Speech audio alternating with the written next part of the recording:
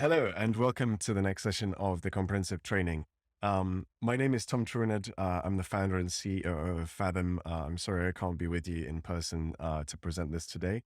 I am one of the leads on Viral Facts Africa, and I've been working with the WHO Regional Office for Africa for just over 2 years now on infodemic management.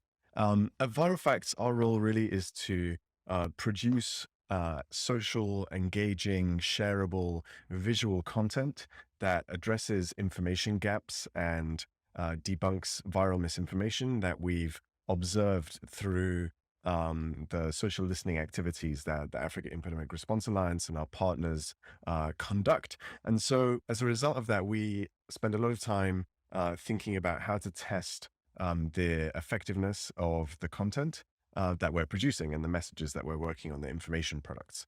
And so today I'm going to talk to you a little bit about why we think about testing, how we conduct pre and post testing, what it means, and some suggestions for how to go about it and some of the tools that we use. We're then going to talk a little bit about some of the different tools and methods. I look forward to hearing from you any questions that you might have on this module.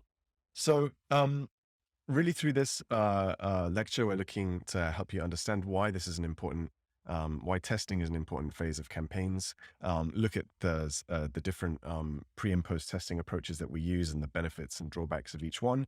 Then you've got some time to practice developing some of your own message testing and using some of the concepts and approaches that we've covered in the lecture today on some of your own work. So we're going to start, and throughout this lecture, I'm going to talk about pre-testing and post-testing. So where pre-testing refers to the phase of testing and feedback that we can gather about our information products before we use them in a live campaign or before we publish them with our partners. A lot of what we do at AIRA is distributed via WHO channels, also via UNICEF channels, also via fact checker channels, IFRC. A lot of people are using our content, and we want to make sure that before they all start publishing their content, that we've tested it to make sure it's hitting the right notes. And then post-testing is a phase of impact evaluation where we can better understand beyond the numbers of reach and engagement, we can understand whether the people that we've reached have learned something new and whether an information gap has been filled. So how do we know if we've reached the right people at the right time in the right way? So we're going to look first at pre-testing and some of the ways that we think about that. And then we're going to look at post-testing and some of the work that we've done to evaluate the impact of the campaigns that we run. Broadly, there are a couple of different methods that we use. This is non-exhaustive, but just to give you an overview of the different kinds of data collection that we can do in order to support message testing. I think you'll probably be familiar with many of these.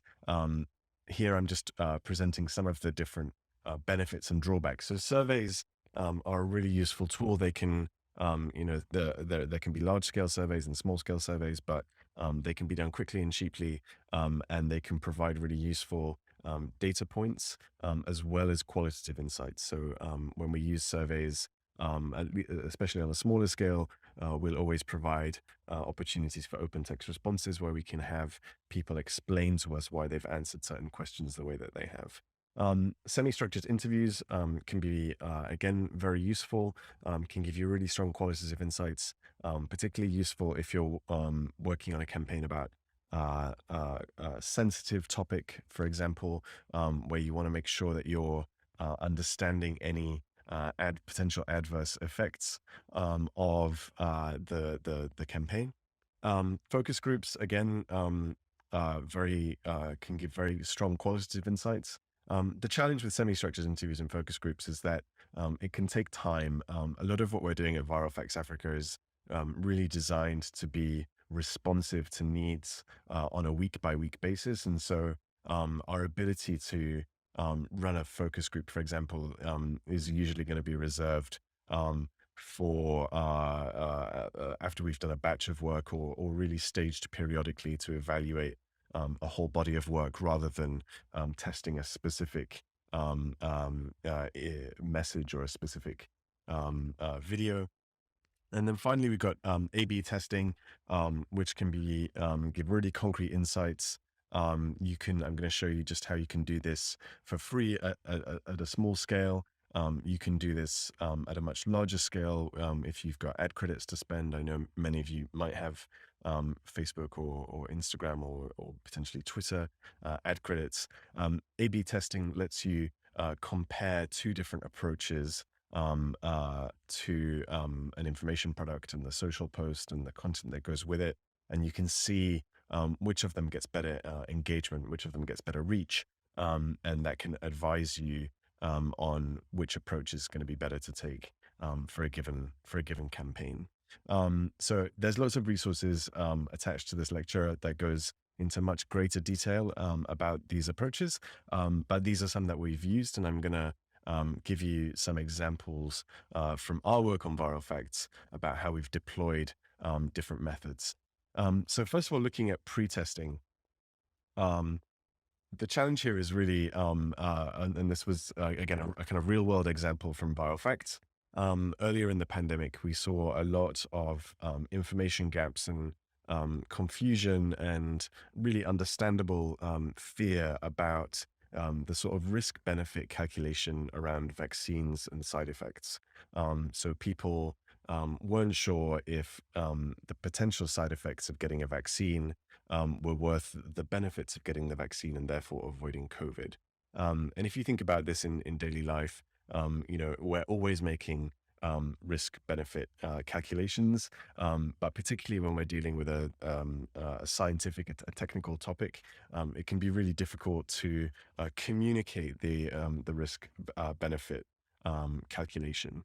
And so what we did is we thought about three different ways that we could address risk benefit.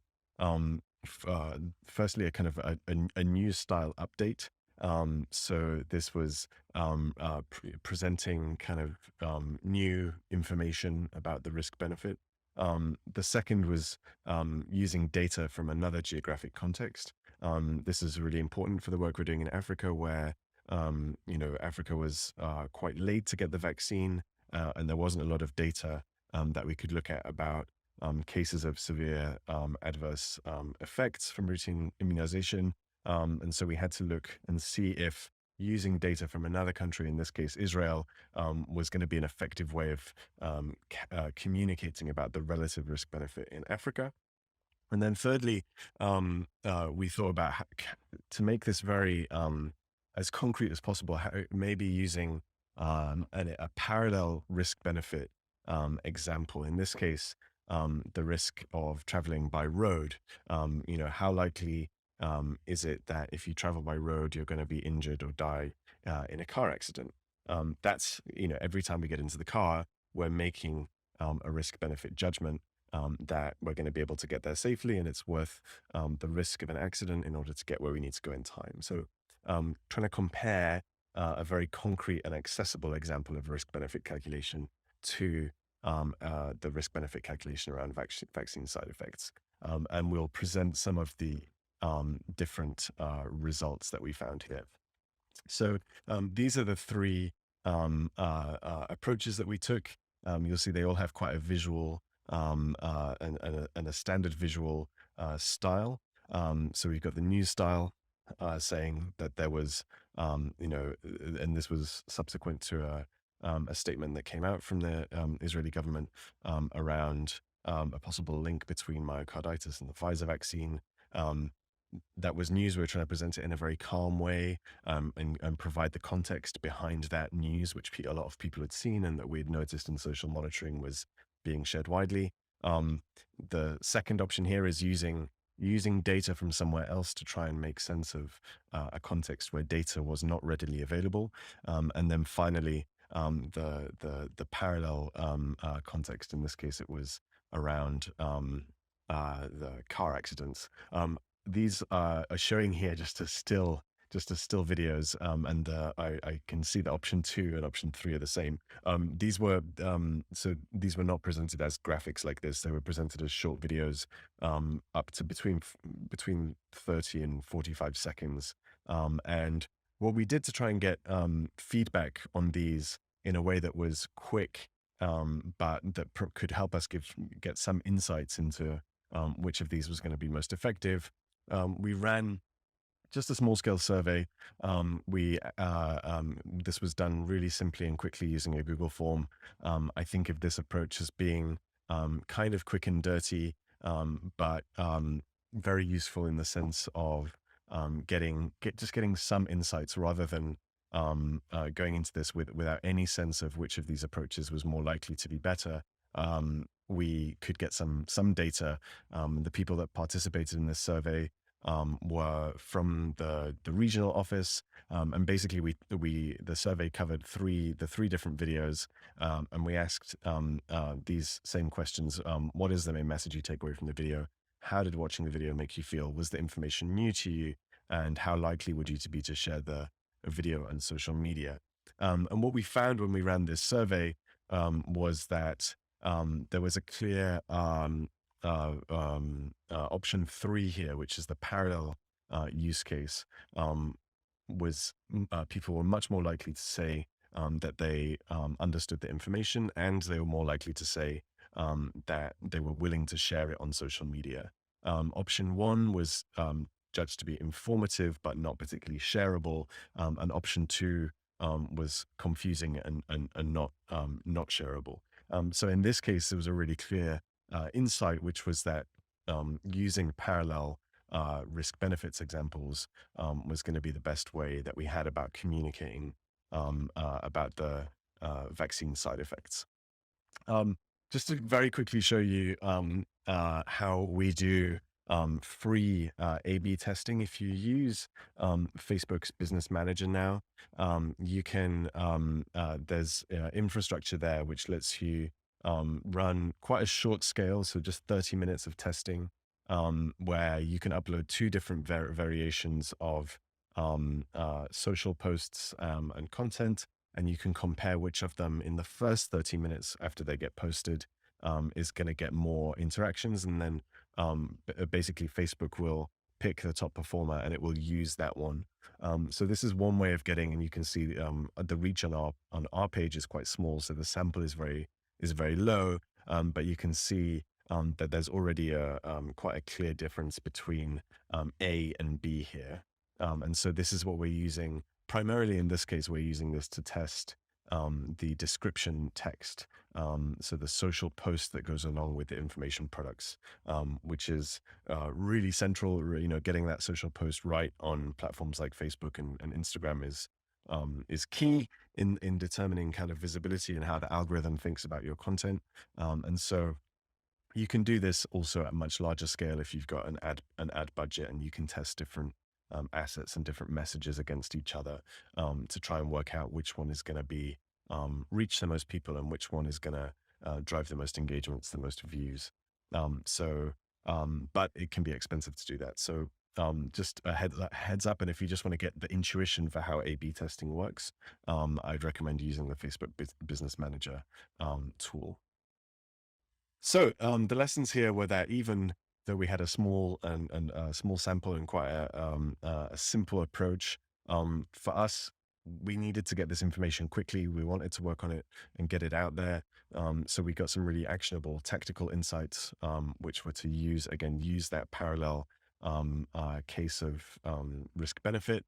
And the other thing that's important to note here, and I'll come back to this, is that we weren't, if you're doing this kind of testing, it's advisable to try and hold as much as you can constant, and really just make sure you're testing the thing that you want to test. So in this case, we weren't trying to test whether a video or a graphics card was going to be more effective. We were looking specifically at the narrative, and that meant that we kept the visual aspects and format of the video. We kept those constant. So you don't want to, if you're testing both a different narrative and a different format, at the same time, it's going to be really difficult for you to know whether the results are driven by the change in format or the change in narrative. So it's really important to think about how much of this can you keep constant and control versus the thing that you're actually looking to test. Are you testing the message, or are you testing the format? That's a really important distinction to think about.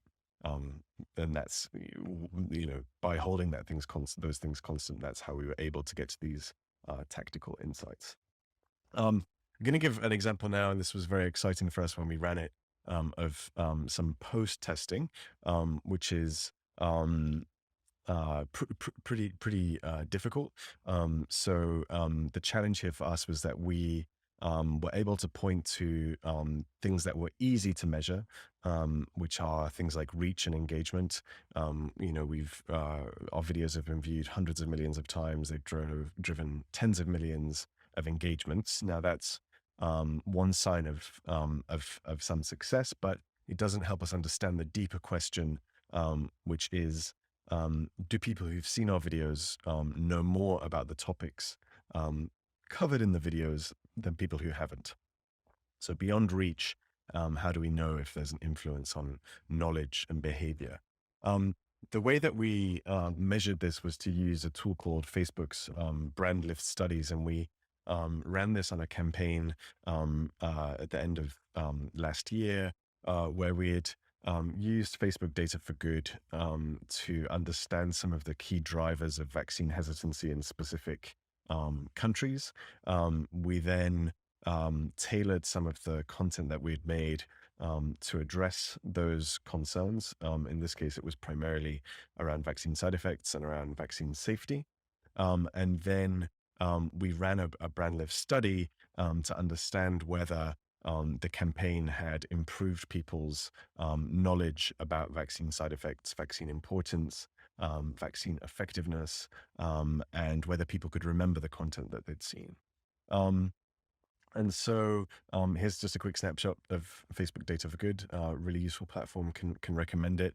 This is very useful for kind of a baseline, to get a baseline understanding of what people are worried about at a given time in a given country. You can also drill down here sometimes into the demographics. So are we looking at, are these fears mainly held by women or men? That might impact how you approach the campaign. These are the countries that we decided to target in the campaign. You'll see a mix here of English-speaking and Francophone countries. So we produced content in both languages, and we ran the brand lift study in both English and French. Here's some of the content that we worked on for this campaign. You'll see a mix here of expert interviews and also kind of animated explainer videos. The way brand lift studies work, and this is really helpful to understand, and this is, just to be clear, this is for a campaign that used Facebook ad credits. You can only use brand lift studies on campaigns where there is some ad spend. And the way this works is, for your campaign, there's a control group who do not see any of the assets that you produce. And those people will answer a survey, and I'll show you some of the questions.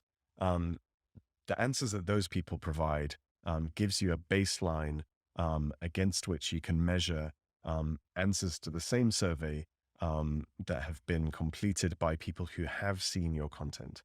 So you've got the control group who provide the baseline, and you've got a test group who provide what's the impact of your campaign. And in an ideal world, you'll see the test group providing better responses to the survey questions than the control group. And the survey questions look like this. So they're quite simple, and people answer on a scale. So how effective do you think the COVID vaccine is in preventing COVID? Very, somewhat, barely, not effective. And here we're looking to increase the number of respondents who say very effective and somewhat effective, or very important and somewhat important, or that they're less concerned about side effects. These are the results from our English campaign, which showed a really significant lift across the questions of effectiveness, importance, safety, and side effects. There's also a really significant ad recall here. So this is people could really remember the campaign. And because this is conducted across quite a wide sample, there's a statistical significance associated with these results, which means that we can really authoritatively say that people who saw the English language campaign were more knowledgeable about vaccine effectiveness, importance, safety, and side effects than people who had not seen the campaign. In French, the results were less good, although we still managed to achieve lift on this question of importance. And so for us, this gave us the insight that we need to, rather than just translating the English messaging into French, we need to think about more effective original French content to address these concerns. Again, to run a BLS like this, there's a certain cost associated. It doesn't have to be 30 to 50K. It can be that I think for a minimum BLS, you have to have a campaign that reaches 1 million people. So just bear that in mind. If you're working with Facebook, you probably will be able to have ad credits and they'll support you in implementing this. But you do need to work with Facebook on this. So just to come back to kind of some high level things that we think about, and you'll see the first two of these are really just encouraging you that you could spend a lot of time doing testing, and in some circumstances that might be appropriate. But in some circumstances, if the time you spend in testing is really delaying your response, then you can undermine your campaign because time is a factor, narratives shift, and the testing that you might conduct in 1 minute, if it takes you so long that you're not getting your campaign out for another month, it's likely that the information ecosystem will have moved in that time. And so the results of the test might be less valid, and you've also lost a lot of time in the interim. So for us, we're looking at viral facts because we're trying to produce quick, responsive content. We're always looking for ways that we can get some insights, even if they're imperfect, quickly, rather than trying to design the perfect test that will give us results over too long a period to inform our action. The second here is just to try and understand the limitations of testing. So there is no one perfect test that can tell you whether a campaign is going to be successful or not. What you have to try and do is get as many insights as you can, understand the assumptions that underpin those different insights, and then just be aware that you're going to have to act even if you don't have a perfect sense of how your campaign is gonna perform necessarily. Data are really important, but again, just in terms of speed and time, if you spend too long in the kind of data collection phase, then your campaign will be slowed down, and that could have a negative impact on the response, especially if you're dealing with things like viral misinformation, which moves extremely quickly. And if you don't act because you're waiting to gather data about, as many different aspects as you can, then you run the risk of irrelevance, basically. So you need to do some testing. As I say, any testing here is better than no testing. But make sure that you just keep in mind that the more time you spend certainly on pre-testing, the more likely it is that the information landscape is going to have shifted, in which case you might need to come back and think about your campaign, in which then you have to start more testing. And so just keep in mind that getting actionable insights early in the process is really valuable. Trying to get perfect insights early in the process is gonna slow you down a lot. Just some best practices. Firstly, to do any testing, you need a test group. You need to make sure that test group is going to reflect the people that you're trying to reach with the campaign. So um, uh, you have to think firstly, this requires you to think about who the campaign audience is, in terms of demographics, in terms of languages, in terms of um, information consumption habits, and try and find a test group that reflects those people, so that you're getting relevant insights from your testing for your campaign. As I said, trying to test everything at once is going to lead to a lot of confusion. You're not going to be sure why certain things have worked if you try and test two different formats and three different visual approaches and four different narratives all at the same time. You have to try and test those things one by one, and hold as much constant as you can in a test, to make sure that you're understanding what is driving the different test responses to the best extent you can. Um, and then finally, we've presented three different tools here.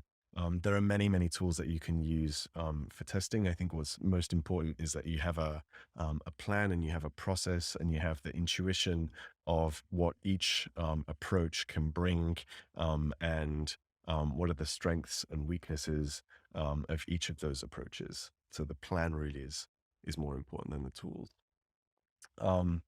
These are some of the metrics that we think about. How big is the test audience, and what are their demographic characteristics? Are we testing with the right audience? What is the response rate? If I send a survey out to 600 people and only 3 people respond, then my results are not going to be that valid, and it might be worth trying to get more test responses to make sure that what we're learning is not just the opinion of a few people, but there's a reasonable sample. Trying to think about how much our messaging results in increases in knowledge, and whether it's memorable. Do people remember seeing it? And then secondly, and this is, I think, really important in infodemic management space, um, is what I'm doing, are the information products I'm making, are they shareable? Do people want to share these? And that's why we ask that question in the pre-testing, because we know that information that's shared by friends and family is going to be trusted in a different way than if it's just received directly via a paid campaign. So having things be shareable is a really important metric for us. We've used the mountain bike and 4x4 and luxury vehicle approach here. So we're just trying to present some of the very simple things that we can do, moving up to the slightly more advanced, to the things that you can do if you've got all the resources in the world, and you've got the biggest toolbox available to you. I'm just gonna move my face so you can see what we've written here. And so for us, where we use actually actions from all three of these categories, and we're really lucky to be able to do some of the brand lift studies, and we've got some co-design workshops planned, which is going to be some focus group testing of content.